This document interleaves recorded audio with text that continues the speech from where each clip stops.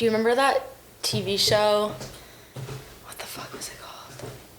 Where they like turn into mermaids if they get wet. No. And they're all Australian. And every episode is like, oh Nord, the condensation. I don't know that at all. What was that on? It's like a teen drama show. No. I think it might have been called like H2O or some shit. All right. But like every episode, the issue is water. So they just come up with new and Condensation? exciting ways, yeah, for them to accidentally turn into mermaids. I remember that one show where they all turned into Capri Suns and they went under the doors. Is that not a commercial? No, it wasn't a commercial. It was called, I don't remember what it was called. You're already too close. Yeah? Yeah. You gotta back it the hell up. Back it up. All right. Hello. Welcome to the episodes. My name is Matt Pavich, and today I'm joined by my girlfriend and life partner, Katie Micha. Today we're going to be talking about being in a relationship with someone that is bipolar 1, that's me, and how you deal with that. And yeah, so I know something that we've struggled with a little bit is how to like check in on me when you think that I'm having an upswing or a downswing. So what are some tools that you've figured out to use when checking in with me on either side of the coin, if you will? Well, I don't have to do much checking in when you're not feeling too hot. That you can kind of... It's obvious. Yeah, you know, and Yeah. we both know, and it's obvious, but there are like red flags, I guess, when you're starting to ramp up a little bit, that we've addressed while you're stable. We've talked about what the red flags are. You know, your family and I know what the red flags are, so... What are some of the red flags? Just like more energy, just wanting to stay out, wanting to, you know, go partay, which once in a while is fine, you know, go out, have some fun. I'm a human. I get to party sometimes. You're allowed to have fun, but yeah, just the watching that happen multiple times in a row starts to be a little bit of a red flag. Okay. What else? There's the way you dress. The way you dress gets a little bit different. Uh-huh. So, I watch your accessorizing. You count my accessories? If you're wearing more than 2 accessories, we're in trouble. Yeah. But just you change. Just there are changes in your behavior that we start to notice and we check in on. But sometimes, false alarm, you're just having a good time, which Right. Yeah, it's difficult for the people around you to figure out which one of those it is. And it's hard not to overstep and, make you feel bad about. Yeah, because that's something I've talked about and something that I struggle with is like, oh, I'm having a great week and I want to, see my friends and I want to... And I'm like, no! Oh, no. But of course I want you to be happy and Yes. want you to do things that make you happy. Yeah. I think some other red flags are my smoking intake, how much I'm smoking. What did you want to say? You be drooling I be drooling morning to night, baby. I be drooling morning to night, but... You mean cigarettes? I think cigarettes in the past have been an issue for me, and I think how fast I'm talking and like pressured speech is a big red flag because I'm not really a super talkative guy. No.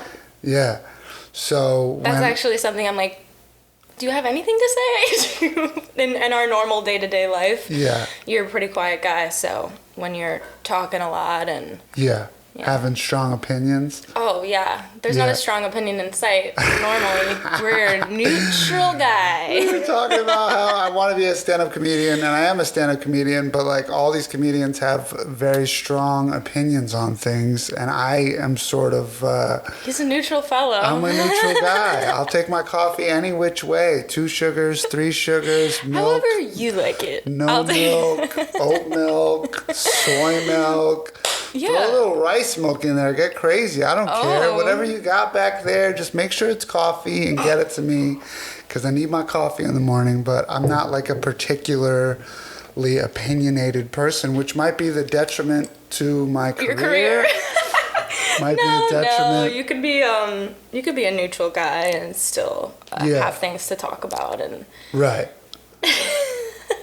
So I think we should like try and figure out how to differentiate between like good mood Matt Pavich right. and Well, I think manic Matt Pavich or hypomanic Matt Pavich.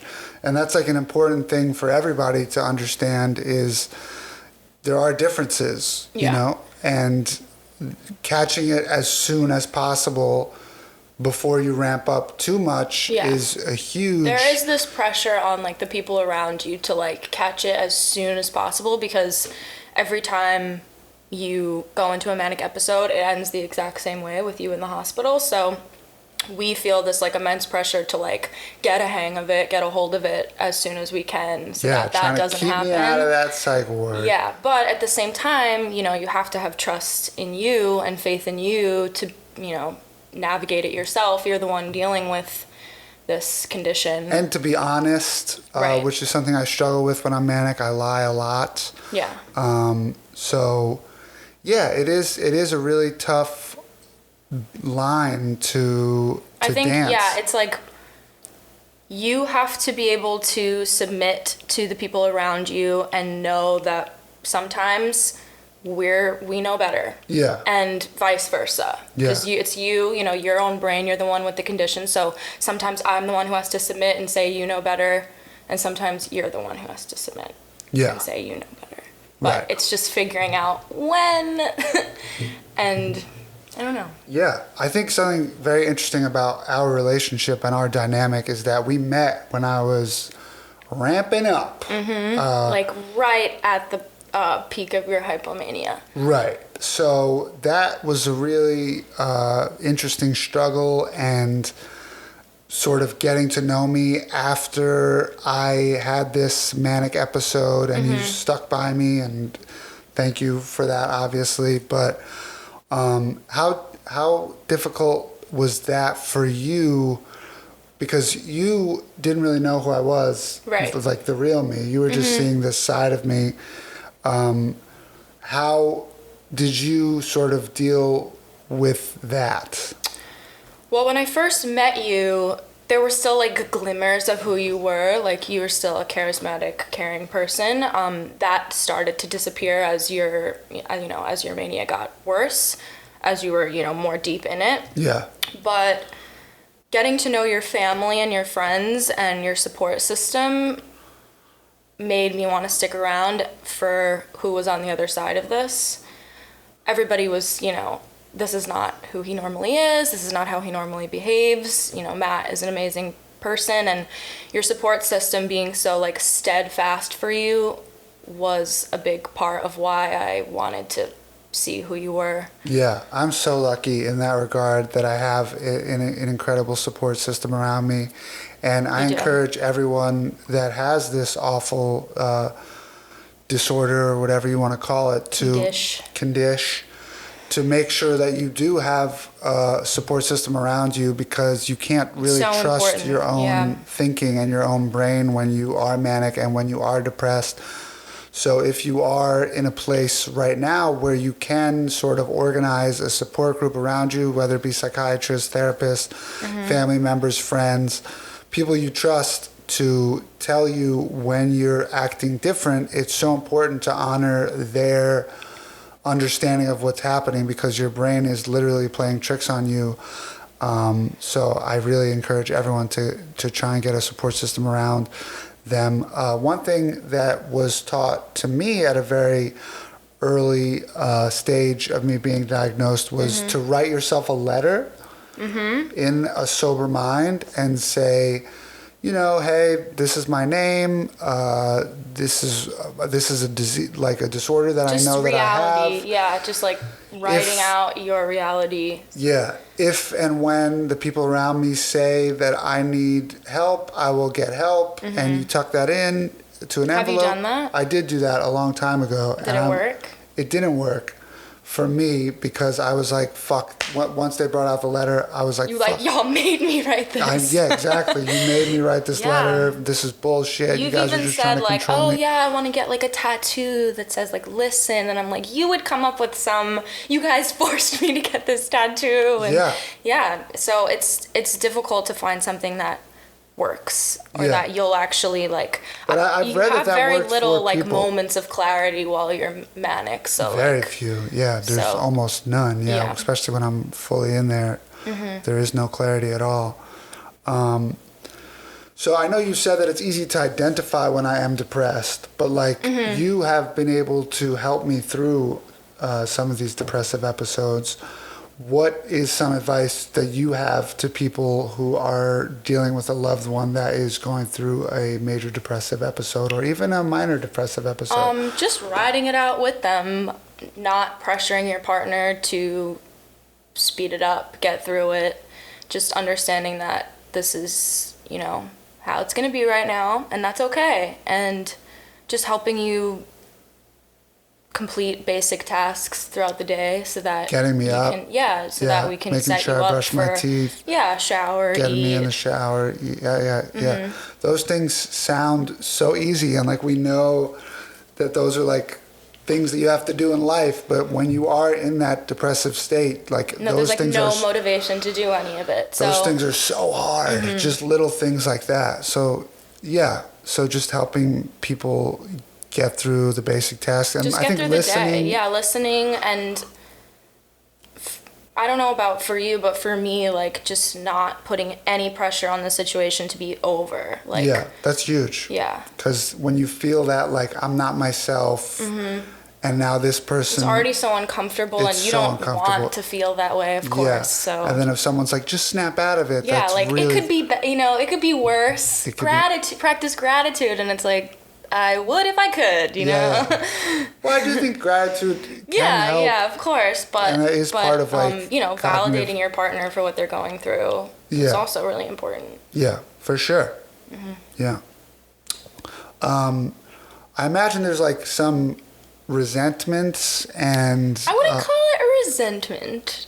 Okay. I would call it PTSD. PTSD. Yeah. Okay. Yeah. Just because at the point we met one another, I wasn't in the greatest headspace either. We both were like, not doing too hot, and I threw myself in head first and took on this role of like caretaker for you. And that was a lot. Like, just immediately, I didn't even know you yet. So I feel like figuring out our dynamic and figuring out how we communicate with one another and just like not holding anything against you for that time was difficult. I've kind of, figured it out and forgiven, but I think it's hard, especially when you just don't remember like massive times in the beginning of our relationship that were like super traumatic for me. Yeah. And to carry that by myself sometimes has been, Yeah, and there's things like, that you like trying to get still back haven't at you. told me. But yeah. That I've done or said, and I just don't know these things. I've thought about it. I've thought about, sticking it to you and saying, you put me through this and you put me through that. But at the end of the day, you have enough guilt that you carry. You have enough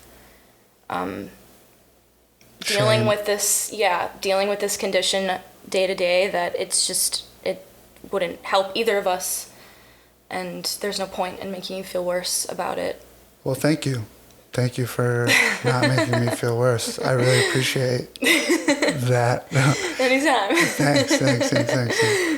Yeah, so how did you sort of, you said you like dealt with it and are still dealing with it, but like what are some ways that you were able to release sort of the PTSD that you had from the situation? Talking about it. Yeah, talking about it in not a way that, I'm not blaming you or bashing you, but just being able to talk about it and be open and tell you how things made me feel has been a huge help. And just trying to make sure we don't repeat things that happened.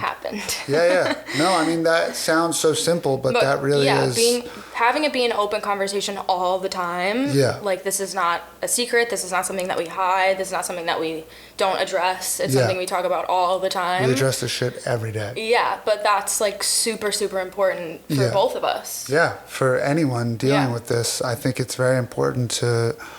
You got to be honest, and you have to be open with the people that are in your life and you care about, because otherwise, you know, you're lying to yourself and you're lying to others, and just being and I've done prepared. that. I've you know, been in things where I was saying that I was taking my meds and I wasn't, or I was lying about how much I was drinking or doing drugs or whatever, and it really doesn't help anyone. Do you think that was like to protect your partner from like having responsibility, or was that more just a denial period of like, I need to keep addressing this? I think a part of it was denial for sure, and a part of it was like trying to get some of the control back. But that's like a huge thing. Sorry to cut you off. No, go ahead.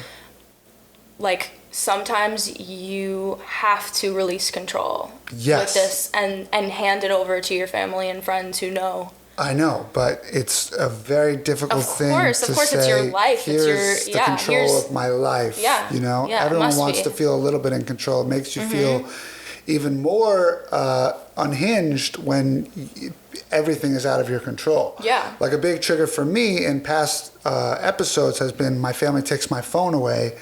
And my phone represents all of the control, all of my contact to the outside world, all of my notes, all of everything. Yeah. And it feels like this massive power switch. Yeah. And it really it's hard to recognize that it's for your own good in the moment. I know. It really is. But it needs to be done. But it is 100% for your own good. Yeah, I mean, I'm posting nonstop. I'm not saying that it's the wrong way to handle it. I'm just saying that's really difficult to give up. Complete control. Yeah, I hate it. What have we got here? We don't like it either, you know. No, of course. Yeah, taking over someone's life must be a fucking major headache as well. And like, people have their lives that they're trying to do. They're trying to go to work, and I'm out gallivanting till 4 a.m, and we have a fucking family. What's that called? Intervention the next day at 8 a.m. It must be a real huge pain in the ass for everybody. No, it's not a pain in the ass. It's just difficult to mean. watch somebody you love go through that and not be receptive to your advice or your, or to reality. I'm not perceptive to reality, yeah, really. Exactly. Yeah. So we had a little camera situation, but we're back. So, yeah, what were we just talking about? Bipolar disorder is what we were talking about. Bipolar 1. Bipolar 1. Here we go. Yeah, so I think we were talking about not remembering things. Was that what we were talking about? At some point. At some point we were, yeah. So I know that's like part of being bipolar and having a manic episode is memory, just like blacking out, completely not remembering things. But you've said that you also have like pushed things out of your memory. I like can't. When we were speaking beforehand about, you know, our episode and what we were going to talk about, you were asking my memories of when we first met, and it's like really hard for me to gauge how much time went by. Like, it's all kind of pretty hazy. Yeah. I think for a couple of reasons. I think one, because you weren't sleeping, so in turn I wasn't really sleeping because I was running around with you, trying to get a hold of you, trying to control you, trying to put you to sleep. I was like carrying around Benadryl in my pocket to try and like drug you to sleep, which is probably not great. Yeah, we don't recommend that. But we don't recommend it, but I was like at my wit's end. I had no idea what to do. And people were just telling me, get him to sleep, and that's like the only way I knew how. And that didn't even work, but it was so hazy because it was so reckless and chaotic and such a traumatic time that I don't know if I don't remember because I didn't sleep and because of that, or because it was traumatic and I like pushed it subconsciously. That is a real trauma response. Out of my brain. No, that is a real trauma response for like all sorts of traumas. People say that happens all the time, so that does make sense. I remember certain things, but really like time is so, I have no idea how much time how long it lasted, and, what month it was. Yeah. I feel the same way. I mean, that episode was so long. Yeah. Even after, like, even when you came down really hard and were in that depressive episode, I barely remember how long that lasted. Or it was just such a hazy, like, dream-like time. Yeah. So wild. And we were picking up so many pieces, and we were so poor. Oh my God, so poor. You ran me dry. Sorry, I apologize. It's not really your fault, but... Yeah. I also destroyed your Uber rating. Yeah. A lot of things plummeted when we first started dating. Bank account. And Uber rating. Yeah, because we would get an Uber, you wanted to play your music. Yes, my fantastic I would be like, no, rap records. I'm sorry, sir. I'm sorry. There's still some songs that I've remixed that if you hear the beat, I'm like, have a trauma response. I sure do. Yeah. There's a couple of things. Like, there's outfits that you wear. Like, there's a... Oh, Bella. There's a jacket that you wear that's... oh, no. It's okay. That's camouflage. Yeah. That sends me into a... Oh, okay. I won't wear that. PTSD. I won't wear that. Okay. Hey, Bella, you want to talk about being bipolar? What's How your does it affect experience? you, Bella? Yeah. Come here. Come here. Come on. You can't be in front of the camera. You're ruining Daddy's episode. You're ruining my episode. So long. Anyway, there are just like certain things that you did or you wore during your manic episode that are still give triggering. me a little bit of PTSD. Yeah, I feel that. I remember one day, I don't remember which episode it was, but I went to 48th Street Park, which is a park by my house, and I had bought all of these bottles of rosé as gifts for like people that I was working with, like my manager and my agent. You were big into like gifts. Oh yeah, I give everything away.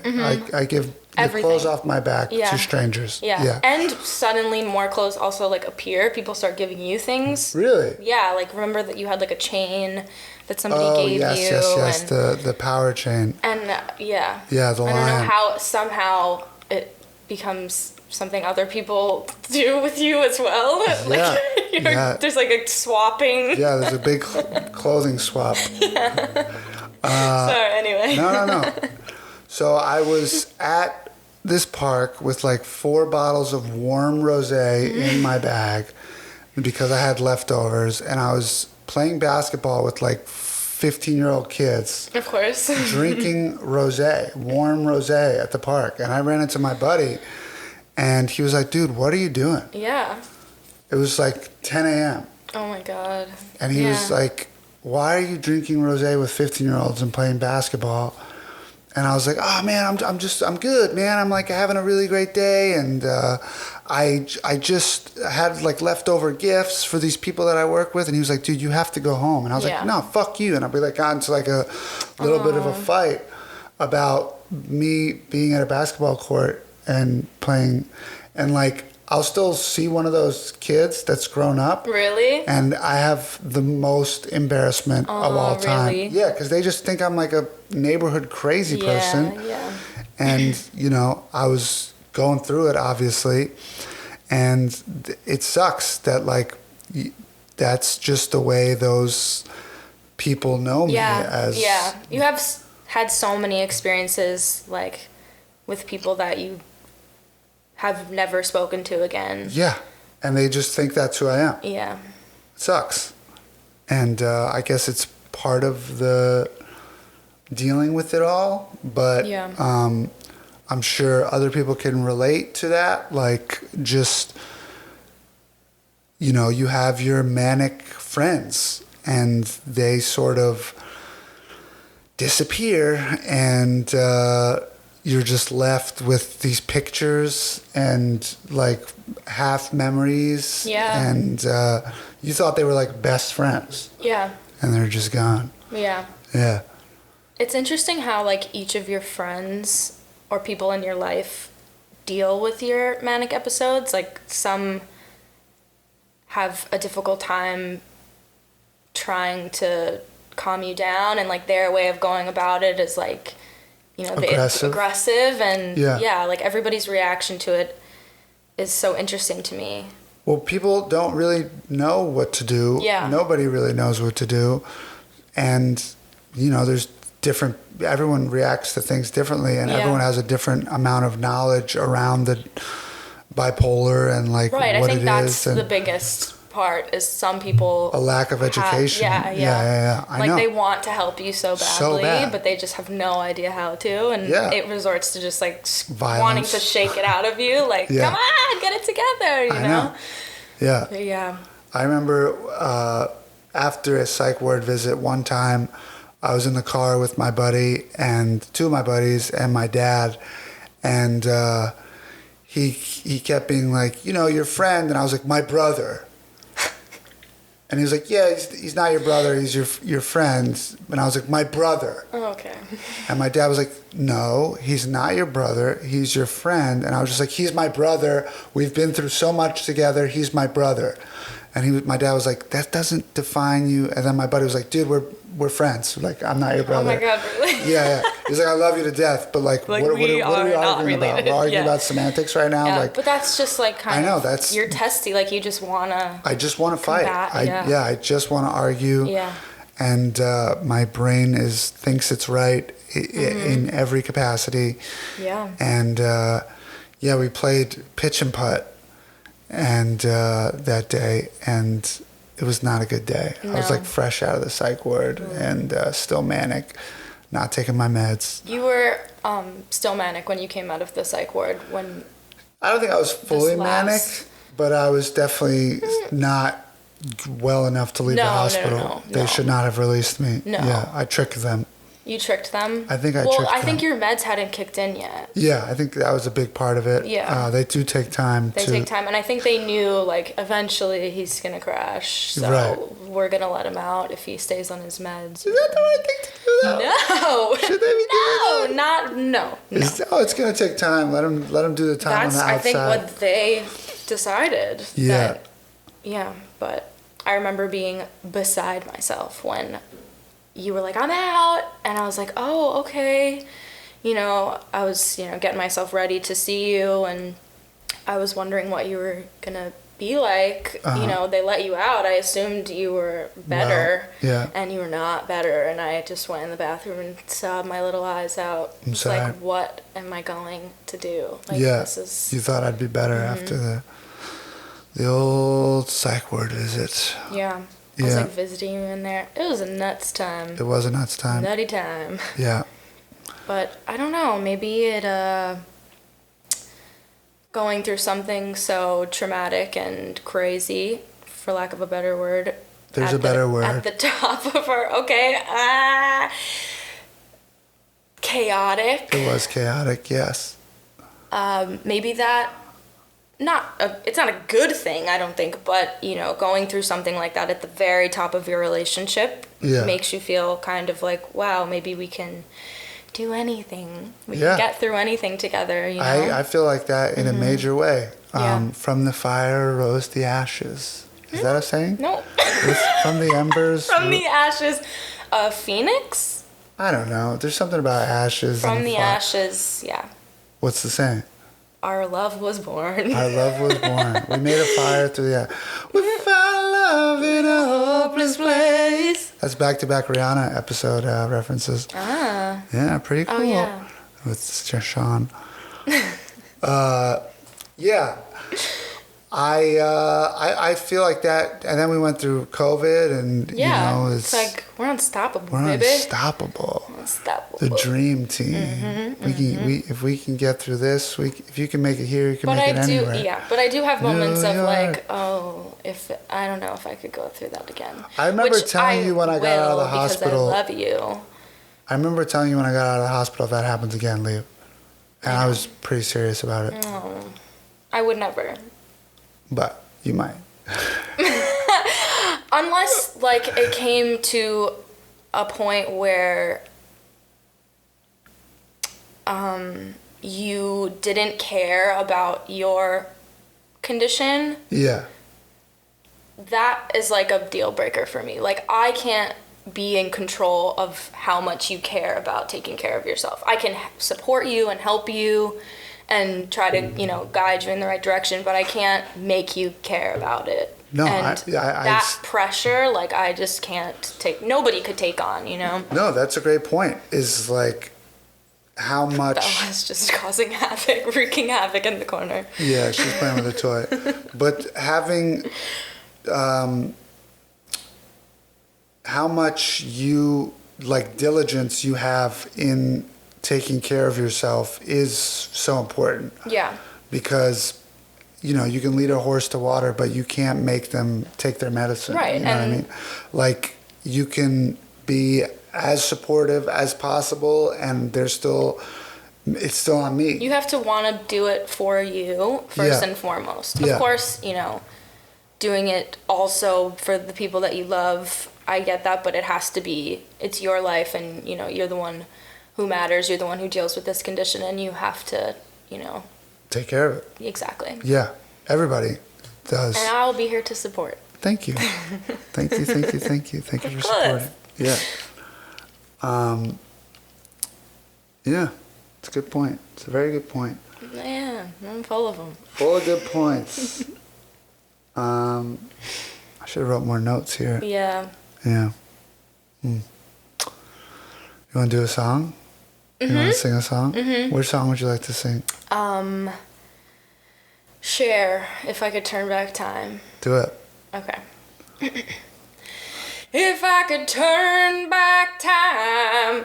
Not the best Cher. If I could find a way. Pretty good. No? It sounds beautiful, but it doesn't sound like Cher. Yeah. I'll work on it. Please. Come back next time. Bring it to the next step. Yeah. Just peer That's in. the intro. If I could. The intro music. I've been working on my Cher. Yeah. How do you handle? Because as a creative person, I am always in turmoil in my brain.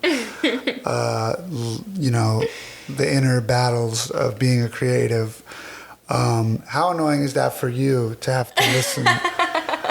To have to listen to me complain about all the time? I go through the same things internally. Yeah, that is something that we have in common, which is beautiful. We are both performers, so we get the imposter syndrome and feeling like, you're the journey you planned for yourself, isn't happening, and but now you have to come up with new ways. Some people don't have imposter syndrome, and it looks so good. Yeah, I wonder what it's like to believe in yourself and believe that you deserve, the opportunities you're given. And that must be so nice. That's, I think, the secret. Not every step of the way being like, I don't belong here. I don't belong, I think that's the secret to success. I think a lot of it is like faking it till you feel it. Is that not? I mean, faking it till making it is part of it. But I think also having this thing in your brain where you're like, I deserve everything. Mm-hmm. And that's a disorder. That's what I'm saying. That's what I'm trying to get at. Yeah. Is like, do my manic thoughts have some... Should I think in manic thoughts sometimes in order to be... Like, where's the line between, I'm the best and, I'm going to make it, which is like a healthy, I guess, necessary thought for being successful. I guess this is more a question for myself, but also I'm curious about... I do believe, no one is going to take a shot on you, believe in you, if you don't believe in yourself. If you don't advocate for yourself and truthfully think that you are capable of great things. But it's so hard for me to. But there's a difference between saying I'm the greatest in the world and saying I'm capable of great things. But it's close. It's close. It is close. It's really close. It is close. Having the constant mindset of you're going to succeed, you're going to succeed, you're going to succeed, you're going to succeed. I'm great, I'm great, I'm great is very close to how my manic brain works. Right. So you have to be careful of... I'm constantly checking myself like, oh, this idea that I have is I think it's a great idea. Like, let me make this video. And then you're like running it by, like, I don't like that. I mean, personally, I don't know. Everybody's different. But having an idea and like running it by a bunch of people. No, like, you have to just make it. Yeah, exactly. But then then you have to trust that it's like good enough to make. But I mean, that is the risk, like that it stinks. And sometimes things you make are gonna stink. And I don't have a problem with I don't have a huge problem with that. I don't have a huge problem with just putting it out and seeing how the world reacts. I love that. That's like my most... It's like thrilling my favorite part of releasing something is like, ooh, I wonder how the people are gonna respond. Yeah. But I struggle with, and I'm sure a lot of people struggle with, and even someone that is not mentally ill or diagnosed mentally ill. No, that's just like lack of confidence in yourself. And yeah, it's a real tightrope to balance. It is, and I'm struggling with it a lot. Yeah, every day. The struggle between ooh, I love this idea, I'm gonna make this video with no budget. And like that's something I've done in the past, and it worked out great. But then all this, whoa, check yourself. You gotta, reel it back in. And like I don't know how healthy that is either. I don't think that. I mean, reeling it in, like the things that worry us are like you not getting sleep and you being out all hours of the night and you doing drugs or drinking. Like you having an idea and like bringing it to fruition like isn't a red flag. Okay. I feel like it has been in the past. No, I feel like when it's like manic, a compulsive idea. That's like a compulsive thing where like you'll have this half-baked idea and like bring it and do it, but like not do it well, not really care about the product, just getting things out. Yeah. Like you would make these songs and be like, I'm gonna put it out, and I'd be like, this is bad. Like, this is not very good. I would say it in the nicest way I could. I wasn't telling you were bad, but I was, I don't think this is done. And you'd be like, it's art, baby. Like I'm just gonna put it out the way it is. But you don't do that when you are stable. You don't. You care very much about the material that you're putting out, whether you have a big budget or not. You're bringing it full. It's not half baked. It's not like a half idea. All right. Well, that's a good indicator of the issue that I'm having. And like creativity is a good thing, and you should of course do that and do what makes you happy. And I know that in the back of your head it must be difficult to gauge like what is a good idea and what isn't, but that's just like also being a human being. Like you just don't know. You don't have confidence in things that you're... Which brings me to my next point. Okay. I'm quitting comedy. No. I put out this album. I'm going to put out this album and retire. It's your goodbye album? It's my goodbye album. No, you're just getting started. I haven't told many people this, but I'm done. No, I'm joking, obviously, but... He's editing his own album, which must be... Torturous. Yes. To watch yourself over and over and be like... and then by the end of it, you're like, this stinks. Complete confidence in every joke. Yeah. But that was a little nervous time for me, was when I was really pushing towards the album. I was, getting everything in order. Posting a lot. Posting about the album a lot. I was like, ooh, I posted 8 stories today. Am I okay? And... no, there's a reason behind. I know, but that and felt you checked healthy. yourself, I did check myself, and I'm glad that I'm in a space where I can check myself, and it is huge, but it is really fucking annoying also, to constantly be checking myself. Yeah, to not just be able to do without there being like create always freely. a second thought behind it. It feels like anti-artist almost. Yeah. It feels anti-art to constantly be thinking, is this a good idea? I think maybe make a list of sorts of positive ways you can be creative, positive versions of creativity, and then a list of not positive versions of creativity. Yeah, I think that's a good idea. Yeah, just making a clear distinction between them so you're not constantly thinking, is this like a good way of being productive, or is this a negative, like is this not how I should be productive? Yeah, let's do that right now. Okay. What good versus bad. All right, good comedy. Yeah, and like posting on social media, you know when it's a good time and when you have a purpose for the post. Comedy, and yeah. when you're just posting to post and, you know, you feel like everything that you have to say is important. Yeah. That's, you know, a bit of a red flag. But when you have something that you're promoting or that you want people to come to or that you want people to watch, that's a good reason to post something. Purposeful posts. Purposeful things.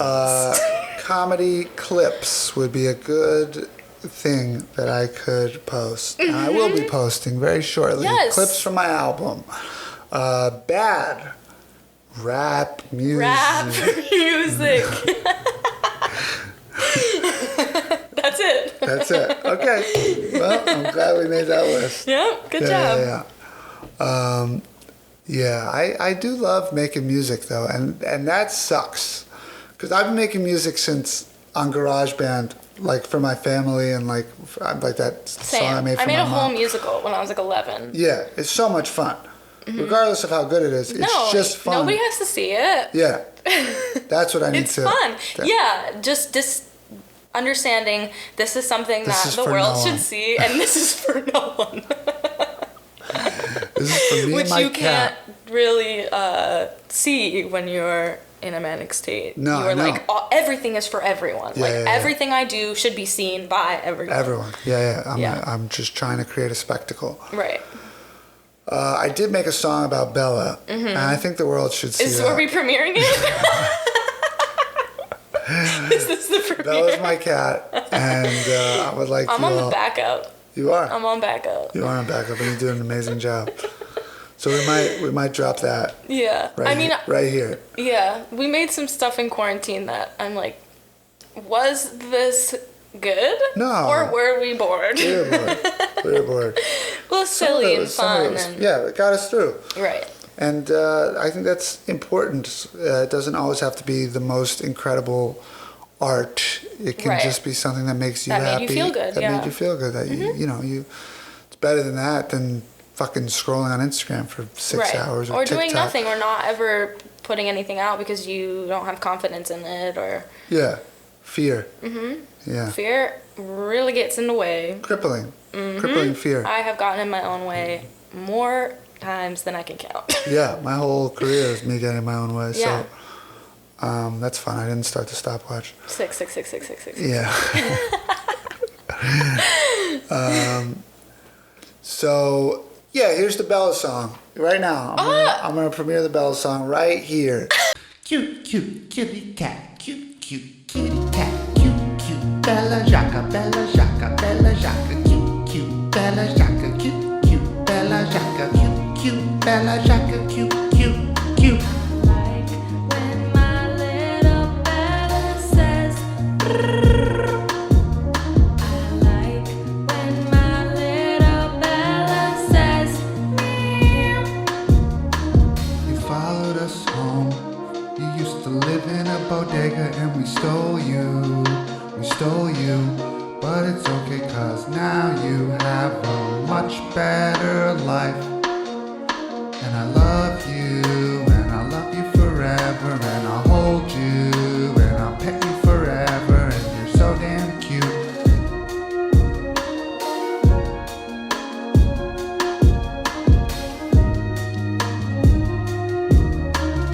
Bella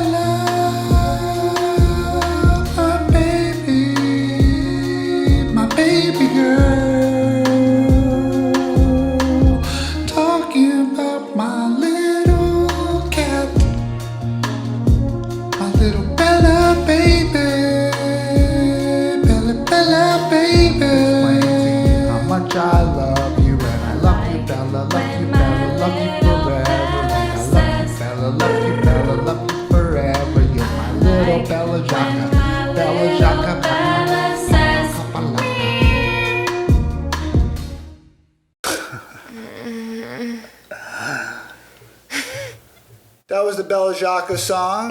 It's called Bella Jacques. Because of the Frere Jacques song. Frere Jacques, Frere Jacques. And then Naturally, you would insert Bella's name. Bella's name, Bella Jacques. That's her middle name. No, what is it? Bella Jacques Pavich. Bella Jacques Bella Pavich. Jacques Micha Pavich. Bella Jacques for Micha being- Pavich. Yes, yeah. So, in closing, I think we should just go over some things that have been working for us in handling this awful, I shouldn't say awful, this Difficult. this It's just difficult situation. Yeah. I think for me, the most important things are your support, just your unwavering help when I am in a low point, making sure that I wake up, helping me, make sure I brush my teeth and making sure I get enough sleep and all that. Communication, huge. Just having an open dialogue for me to tell you how I'm feeling, you to tell me how you're feeling. Just being open and honest about my mood and that I'm taking if I'm taking my meds, and all that stuff is huge. But also not like suffocating you, which has been difficult because I want so badly for you to be well all the time, and feeling like I need control of the situation has been like a hard thing for me to let go of. Yeah, of course. But yeah, I think I'm figuring it out. So But what are for a some while, things that like, you need from me and some vice things I versa? need from you are just like checking in with me, letting me know how you are and what you're doing. And for a while, like, I had a difficult time with you being out without me, because when we first met, I was with you like every waking moment, navigating the night and making sure that nothing bad happened, and having to like let go of that was pretty difficult for me. But knowing that you really care about your condition and controlling it has helped me let go. And yeah. All right. That's great. Yeah.